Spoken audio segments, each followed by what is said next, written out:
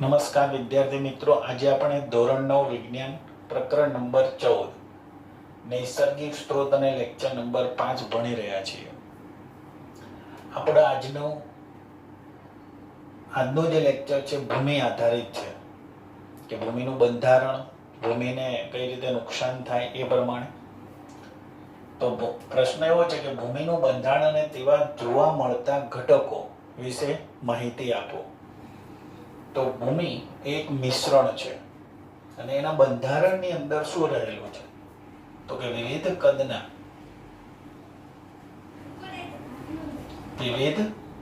કદના ભૂમિકણો, સૂક્ષ્મ જીવો,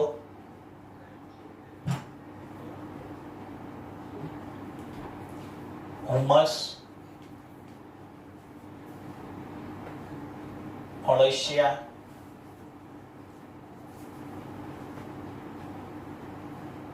અને ખનિજ દ્રવ્યો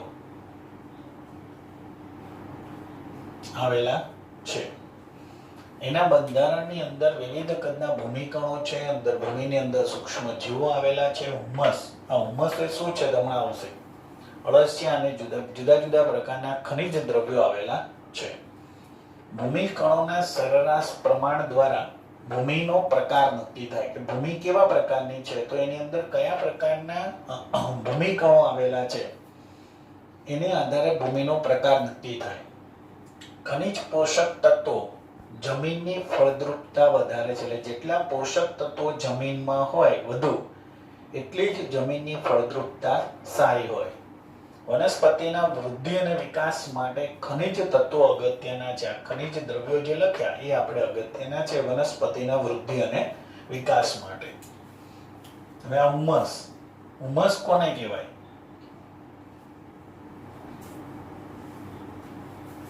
તો ભૂમિમાં રહેલા મૃત સજીવોના સડેલા કે વિઘટન પામેલા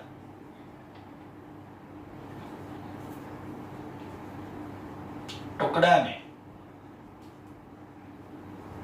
હુમસ કહે છે. ભૂમિમાં રહેલા મૃત સજીવોના સડેલા કે વિઘટન પામેલો ટુકડો, એટલે મૃત સજીવોના સડેલા કે વિઘટન પામેલા ટુકડાને હુમસ કહે છે. હવે ભૂમિની ગુણવત્તા શેના આધારે નક્કી થાય? તો ભૂમિની ગુણવત્તા બે પરિબળો છે એને આધારે નક્કી થાય. પહેલું છે કે ભૂમિની અંદર હુમસનું પ્રમાણ કેટલું છે એને આધારે, અને બીજું કે સૂક્ષ્મ જીવો ના આધારે, એટલે ભૂમિની અંદર કેટલા સૂક્ષ્મ જીવો રહેલા છે એને આધારે ભૂમિની ગુણવત્તા નક્કી થાય છે.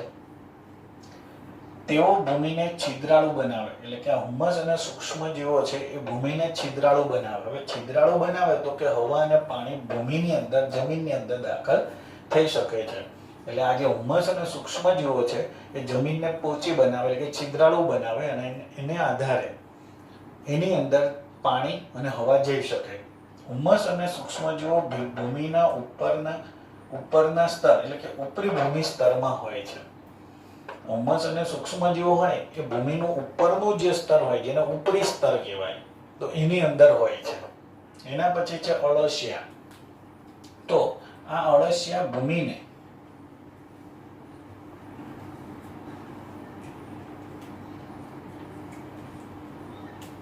ઉપર નીચે કરી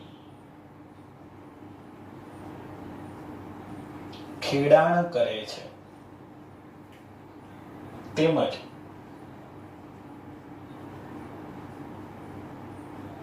ભૂમિના પોષક તત્વોનું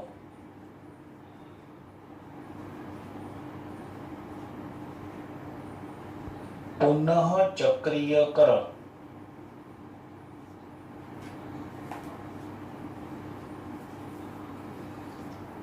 નાના ધોરણમાં આપણે શીખી ગયા કે અળસિયા ખેડૂતના મિત્રો હોય. કેમ? તો કે અળસિયા એ માટી ખાઈને માટી બહાર કાઢે, એટલે કે જમીન કેવી બનાવે? પોચી બનાવે. એનો મતલબ એવો થયો કે જમીન ઉપર નીચે કરે એટલે ખેડાણ કરે છે એવું કહી શકાય. તેમજ ભૂમિમાં પોષક તત્વોનું પુનઃચક્રીકરણ કરે. ધારો કે અળસિયા મરી જાય તો પણ એનું જે શરીર છે જમીનની અંદર જ હોય એટલે ભૂમિમાં રહે અને એનું ખાતર બની જાય. એટલે અળસિયું જીવતું હોય ને ત્યારે પણ કામનું અને મરી જાય ત્યારે પણ એ કામમાં આવે. એટલે અળસિયા એ ખેડૂતના મિત્રો કહેવાય. આવું આપણે નાના ધોરણની અંદર એક કારણ જેવું આવતું હતું. એના પછી જે ભૂમિનું પ્રદૂષણ શેનાથી થાય? હવે ભૂમિનું પ્રદૂષણ શેનાથી થાય તો કે દાખલા તરીકે આપણે ખેતી કરીએ, રાસાયણિક ખેતી, તો એની અંદર આપણે ખેતીની અંદર શું વાપરીએ તો કે રાસાયણિક ખાતર વાપરીએ. બીજું વાપરીએ જંતુનાશક દવા.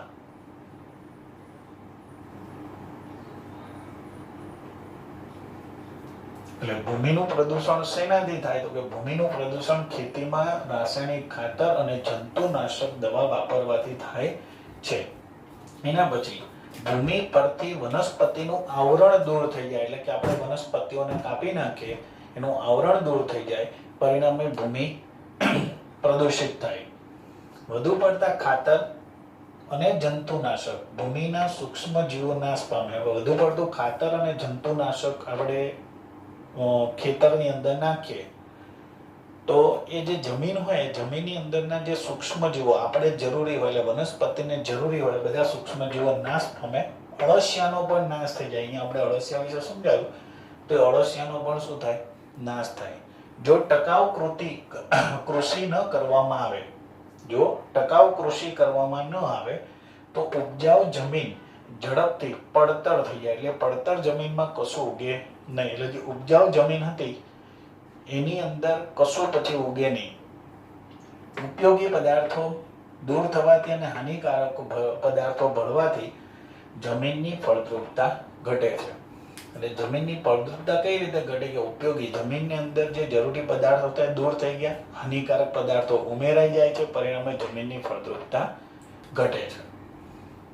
ચાલો એના પછીનો પ્રશ્ન છે કે ભૂમિનું ક્ષરણ એટલે શું? ક્ષરણ, ભૂમિનું ક્ષરણ એટલે શું? તો કે ભૂમિનું ક્ષરણ એટલે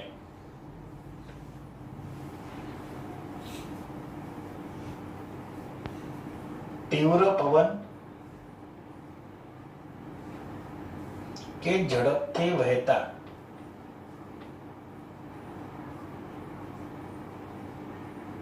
પાણી દ્વારા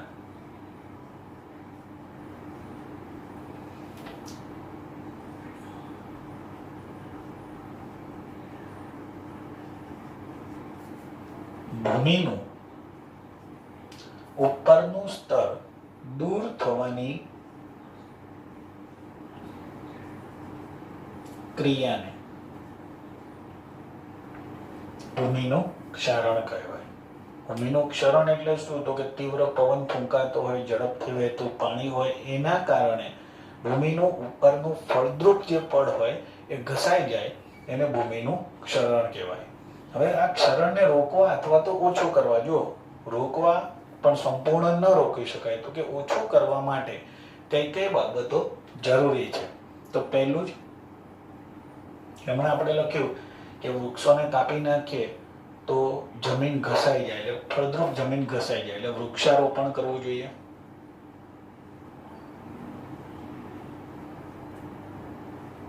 બીજું ઘાસની રોપણી કરવાની.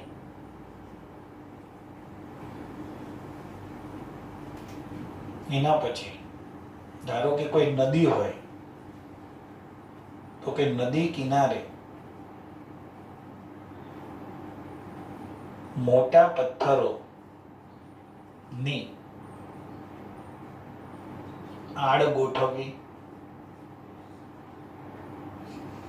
નદી કિનારે મોટા પથ્થરોની આડ ગોઠવવી. નદી કિનારો હોય તે મોટા પથ્થરો રાખે એટલે કિનારો ઘસાય નહીં.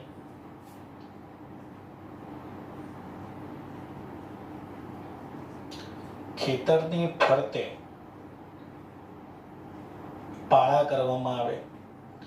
ખેતરની ફરતે પાળો કરવામાં આવે એટલે ફળદ્રુપ જમીન ઘસાય નહીં. બીજું કે પર્વતીય વિસ્તાર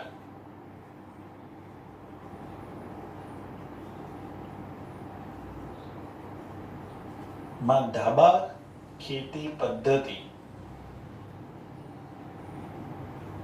નો ઉપયોગ કરવામાં આવે.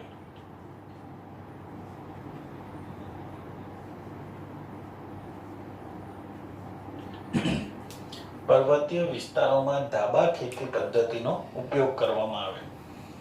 આ બધી એવી રીત છે કે જેનાથી જમીનનું ક્ષરણ રોકાઈ જાય અથવા તો ઓછું થાય. પહેલો તો વૃક્ષારોપણ, એટલે ઝાડ વાવવાનો, જે તો વરસાદ સીધો જમીન ઉપર ન પડે અને ઝડપથી વહેતો પવન હોય એ રોકાઈ જાય. ઘાસની રોપણી કરવામાં આવે, એટલે ઘાસ હોય તો જમીનને પકડી રાખે. ખેતરની ફરતે પાળા બનાવવામાં આવે. નદી કિનારે મોટા પથ્થરોની આડ બનાવવામાં આવે અને પર્વતીય વિસ્તારોમાં ધાબા ખેતી પદ્ધતિનો ઉપયોગ કરવામાં આવે તો જમીનનું ક્ષરણ રોકી શકાય છે. એના પછી આગળ હવે જીવાવરણ ગતિશીલ અને સ્થાયી કોના દ્વારા બને છે અને તે દ્વારા શું થાય? હવે જીવાવરણ ગતિશીલ અને સ્થાયી કોના દ્વારા બને છે અને તેના દ્વારા શું થાય છે? તો જીવાવરણ ગતિશીલ કોના દ્વારા બને? ઓકે, જીવાવરણના જૈવિક અને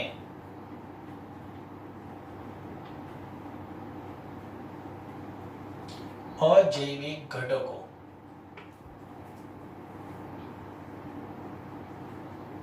વચ્ચે થતી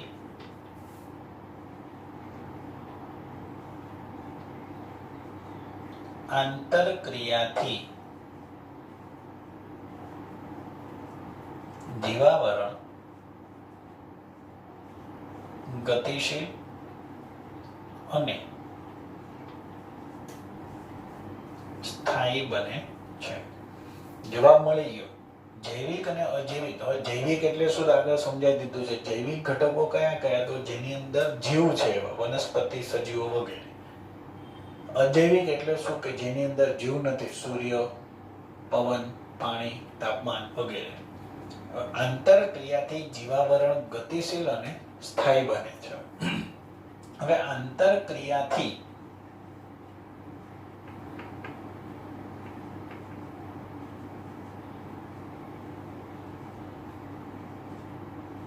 જીવાવરણના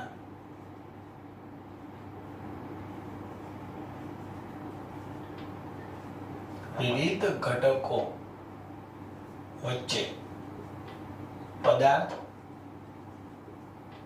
અને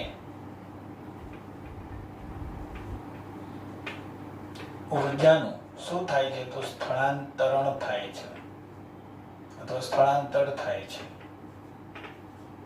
દાખલો બીજો કે તે દ્વારા શું થાય? તો તે દ્વારા ઘટકો અને ઉર્જાનું સ્થળાંતર થાય છે. હવે આ પદાર્થ એટલે કયા કયા પદાર્થનો? તો કે નાઇટ્રોજન, પછી ઓક્સિજન, કાર્બન, પાણી, આ બધા પદાર્થો છે. આ બધા પદાર્થનું અને ઉર્જાનું શું થાય છે? સ્થળાંતર થાય છે. પ્રશ્ન આપણો એવો છે, જીવાવરણ ગતિશીલ અને સ્થાયી કોના દ્વારા થાય? તો કે જૈવિક અને અજૈવિક ઘટકો વચ્ચે થતી આંતરક્રિયાથી સ્થાયી અને ગતિશીલ બને. અને આંતરક્રિયા દ્વારા શું થાય? તો આંતરક્રિયા દ્વારા પદાર્થો અને ઉર્જાનું સ્થળાંતર થાય છે.